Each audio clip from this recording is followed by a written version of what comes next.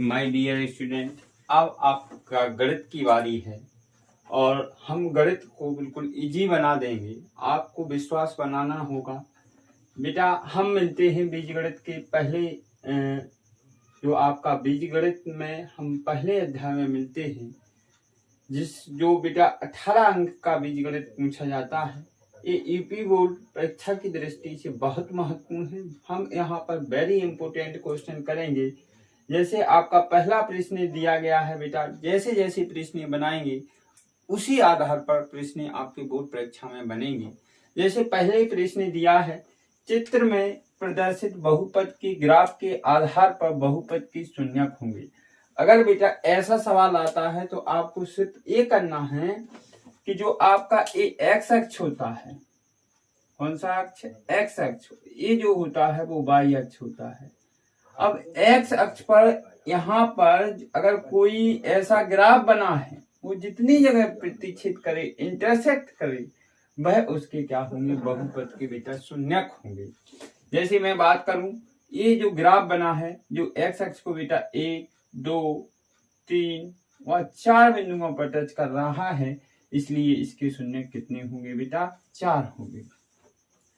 दूसरा हमारा विकल्प है जो बहुत महत्वपूर्ण विकल्प है। इसमें पूछा गया है किसी द्विघात बहुपद ax² plus bx plus c बराबर 0 और a नॉट इक्वल टू 0 के लिए संगत समीकरण y बराबर ax² plus bx plus c के ग्राफ का आकार होगा।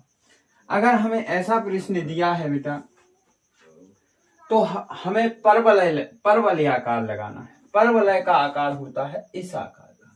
जैसे एक्स एक्सिस से पूछा गया है तो ये हमारा परवलय होता है। तो द्विघात समीकरण जो होता है उसका ग्राफ होता है परवलय के आकार का होता है। तीसरा प्रश्न हमारा ये है कि यदि बहुपद px बराबर x² minus x minus 3a का एक शून्यक 3 है, तब a का मान 1 होगा क्या? ऐसा करने के लिए जब ऐसा दिया हो, ये भी प्रश्न पूछा जा सकता था कि इसका एक दिए गए बहुपद का शून्यक बेटा 1, 3 है, तो a का मान क्या होगा? जब ऐसा प्रश्न पूछा जाए तो आपको क्या करना है? x की जगह 3 रख देना है और उसको जो आपको बहुपद दिया है उसको शून्य के बराबर रख देना है। तब जाके आपका क्या आ जाएगा? a का मान आ जाएगा। हम देखते हैं कैसे करना है। px बराबर कितना? 0 और px की जगह कितना रखना है? अपन को 3 रख के चलना है। 3 बराबर 0, यानी x जो आपका समीकरण लिखा है x² माइनस x माइनस 3 बराबर 0, माइनस 3a बराबर 0।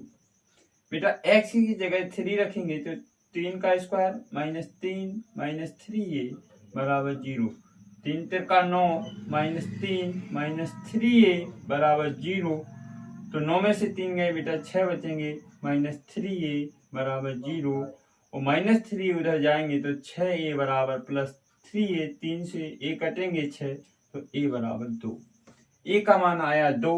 उन्होंने कहा था a का मान 1 होगा। सत्य है असत्य है? कह नहीं सकते, कोई नहीं। क्या है? असत्य है। अगला प्रश्न दिया है बहुपद x² माइनस 2x माइनस 3 के शून्यक होंगे, तो आपको क्या करना होगा बेटा?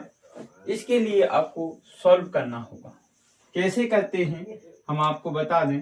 x² माइनस 2x माइनस 3 के शून्यक होंगे, इसको हम बेटा गुणनखंड करते हैं। जैसे आपका लिखा है x² माइनस 2x और माइनस 3, इसके गुणनखंड करेंगे बेटा।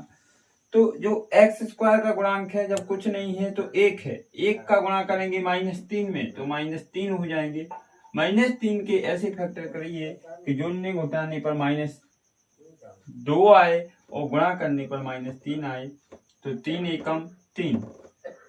गुणा करोगे बेटा माइनस 3 आएगा, माइनस 3 और प्लस 1 को जोड़ोगे तो माइनस 2 आएगा। तो हम x² माइनस कितना? 3x plus x minus 3। यहाँ से देखें इन दोनों में x कॉमन आ रहा है तो x माइनस 3, यहाँ पर प्लस 1 कॉमन आ रहा है तो x माइनस 3। ये दोनों एक जैसे हैं तो x माइनस 3 कॉमन लेंगे तो क्या बचेगा x प्लस 1 बराबर 0। इन दोनों गुणनखंडों को हम शून्य के बराबर रख लें, x माइनस 3 बराबर 0, माइनस 3 उधर जाएगा तो प्लस का 3 और प्लस 1 उधर जाएगा तो ये उधर जाएगा तो माइनस का 1। तो हमारा विकल्प कौन सा होगा? 3 माइनस 1, ये राइट होगा। अगला दिया है बहुपद 3x² 5x माइनस 2 के शून्यकों का योग क्या होगा। अगर ऐसा प्रश्न पूछा जाए तो बेटा आपको बताया गया है, अगर शून्यकों का गुणनफल पूछा गया है, शून्यकों का योग आपको बताया गया है -b/a। -b क्या है बेटा? तुलना करेंगे 5 है और a का मान कितना है? a का मान 3 है, तो आपका सही आंसर क्या हो जाएगा? -5/3। अगर यहीं पर शून्यकों का गुणनफल पूछ लेते तब क्या होता? गुणनफल आपका हो जाता बेटा c/a। c आपका कितना है बेटा? -2 है और a कितना है? 3 है। तब गुणनफल आपका क्या हो जाता? -2/3। चाहे बेटा एक पद पूछा जाए या गुणनफल, इसके माध्यम से आपको ज्ञात करना। हमें प्रश्न दिया है एक द्विघात बहुपदों के शून्यकों का योग तथा गुणनफल इतना दिया है, क्रमशः 1 तथा 1 है, बहुपद होगा। कैसे करना है बेटा इसको आप देखें। हमें सॉल्व लिख करके पहले हमें जो दिया है वो लिख लें। हमें दिया है शून्यकों का योग, तो लिखेंगे शून्यकों का योग कितना दिया बेटा? 1। और शून्यकों का गुणनफल कितना दिया? शून्यकों का गुणनफल बराबर भी कितना है? 1 है बेटा। हमें क्या ज्ञात करना है? द्विघात बहुपद ज्ञात करना है। तो द्विघात बहुपद बराबर होता है, द्विघात बहुपद बराबर होता है x² माइनस शून्यकों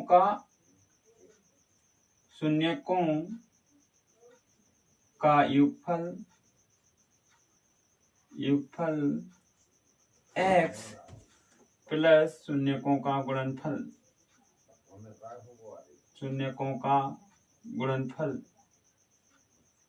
बेटा अब जो हमें मान दिए हैं यहाँ पर रख दें, हमारा द्विघात बहुपद बन जाएगा x² माइनस शून्यकों का योग कितना दिया है बेटा? 1 दिया है और शून्यकों का गुणनफल भी कितना दिया है? 1 दिया है। x² माइनस x प्लस 1 हमारा क्या हो जाएगा बेटा? द्विघात बहुपद हो जाएगा। ये हमारा क्या होगा? आंसर होगा। बेटा हमारा अगला सवाल है, द्विघात बहुपद 3x² माइनस x माइनस 4 के शून्य ज्ञात कीजिए और शून्यकों तथा इसके गुणांकों के बीच संबंध को सत्यापित करना है। बेटा हमें पहले क्या दिया है उसको हम लिखते हैं सॉल्व। अब हमें एक द्विघात बहुपद दिया है f(x) बराबर 3x² माइनस x माइनस 4 के हमें सर्वप्रथम क्या ज्ञात करने हैं? शून्य ज्ञात करने हैं। पहला सवाल इसमें हमें ये दिया है, तो मैंने अभी आपको बताया करने का तरीका क्या है। 3 का हम 4 में गुणा करेंगे, तो 3 का -4 में गुणा करेंगे तो माइनस कितना होगा? 12 होगा। -12 के ऐसे गुणनखंड कीजिए बेटा तो गुणा करने पर -12 हो, जोड़ने घटाने पर -1 बचे। तो हम क्या करेंगे? 4 × 12, माइनस का 4 ले लेंगे और प्लस का 3 ले लेंगे, तो -4 और +3 जोड़ेंगे तो माइनस का 1 बचेगा, गुणा करेंगे तो माइनस का 12 हो जाएगा। इसलिए इसके फैक्टर होंगे 3x² प्लस 3x और माइनस का 4x और -4। बेटा यहाँ इन दोनों में हम कॉमन लें तो 3x कॉमन आ रहा है, यहाँ पर x बचेगा और यहाँ पर 1 बचेगा। इन दोनों में देखें तो -4 कॉमन आ रहा है, तो कितना बचेगा? x plus 1। यहाँ पर हम x प्लस 1 को बाहर ले लें, x प्लस 1 और क्या बचेगा? 3x minus 4। ये हम अब इनके शून्य ज्ञात करने के लिए ये हमारे गुणनखंड हुए हैं, शून्यकों के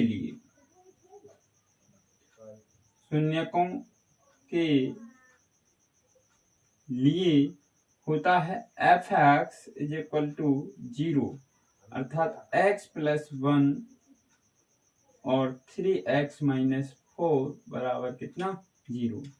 अतः x + 1 बराबर 0, +1 उधर जाएगा तो -1, एक शून्य -1 आ गया, और दूसरा 3x - 4 बराबर 0, तो -4 उधर जाएगा तो बेटा प्लस का, और ये 3 उधर जाएगा तो कितना x बराबर 4/3। ये हमारी शून्य आ गई।